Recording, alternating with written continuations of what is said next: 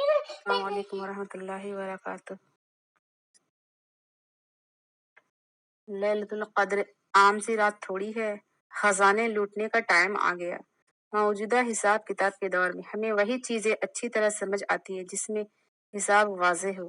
بچپن سے ہم سب قرآن میں پڑھتے اور بڑوں سے سنتے آئے ہیں کہ لیلۃ القدر 1000 مہینوں سے بہتر ہے، لیکن اس کے ایک ایک لمحے کو اس طرح استعمال نہیں کرتے جو اس کا حق ہے۔ آئیے ذرا اس رات کی قیمت کو اس تصویر سے سمجھ لیتے ہیں۔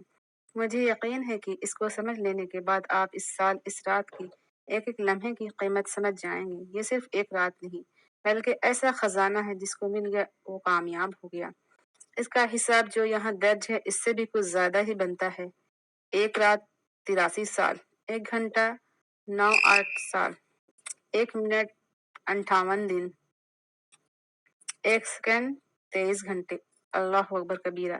اب یہ سارا حساب اپنے ذہن میں رکھیے اور اس مزدور کی طرح اس رات مزدوری میں جان لگا دیجئے کہ جو بالکل مفلس ہو اور ایک رات کے لیے اس کو کسی ایک بادشاہ کے پاس مزدوری کا موقع مل گیا جو اس کو ایک ایک سیکنڈ کے لاکھوں دینے والا ہو، تو کیا وہ مفلس مزدور اس رات کی ایک گھڑی بھی ضائع کرے گا؟ اس کی تو خواہش ہوگی کہ یہ رات کبھی ختم ہی نہ ہو اور وہ محنت کر کے خزانے جمع کرتا رہے۔ تو کیا ہم اس رات شدید محنت نہیں کریں گے؟ یہ رات اس لیے اللہ تعالیٰ نے ہمیں عطا کی ہے کہ ہم آخرت کے دن کی مفلسی سے بچ جائے اور اس ایک رات میں محنت کر کے اپنے لیے خزانے جمع کر سکے۔ اللہ تعالیٰ کے بندے سے محبت کا اندازہ کیجئے، اس کو غفلت میں ضائع نہ کر دے۔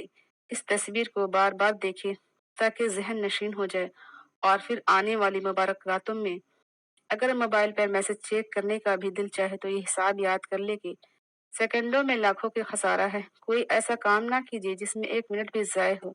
کثرت سے استغفار، ذکر، تلاوت، مستقل دعائیں، عشاء اور فجر باجماعت ادا کیجیے۔ اس مبارک رات کی برکت کو حاصل کرنے کے لیے ابھی سے دعائیں کیجیے اور ارادہ کر لیجیے۔ یاد رکھیے کھانا پینا، باتیں، موبائل، سوشل میڈیا یہ سب بعد میں بھی مل جائے گا۔ ممکن ہے یہ رات دوبارہ نہ ملے۔ حقیقی نقصان سے بچنے کے لیے مغرب کے بعد سے سخت محنت شروع کر دیجیے۔ اللہم ارزقنا لیلۃ